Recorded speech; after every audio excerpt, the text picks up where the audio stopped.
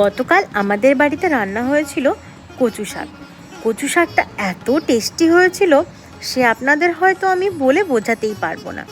রসুন দিয়ে আর কালো জিরা শুকনো লঙ্কা দিয়ে সুন্দর করে কচু শাকটাকে রান্না করা হয়েছিল। প্রথমে কচু শাকটা সেদ্ধ করে জলটা ফেলে নেওয়া হয়েছিল, কারণ যদি গলায় ধরে ওই ভয়েই প্রথমে একটু লেবু চিপে সিদ্ধ করে নেওয়া হয়েছিল কচু শাকটা।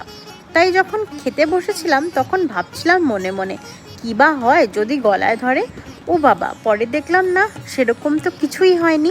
কচু শাকটার গন্ধে, মানে রসুন দিয়ে কচু শাকটা যখন রান্না করা হচ্ছিল না, সেই গন্ধেই মনে হচ্ছিল কখন ভাতটা খাবো।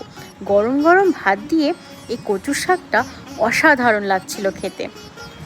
বাঙালির যেহেতু রসনাতেই তৃপ্তি, আমার মনে হয় কথাটা একদম অক্ষরে অক্ষরে ঠিক।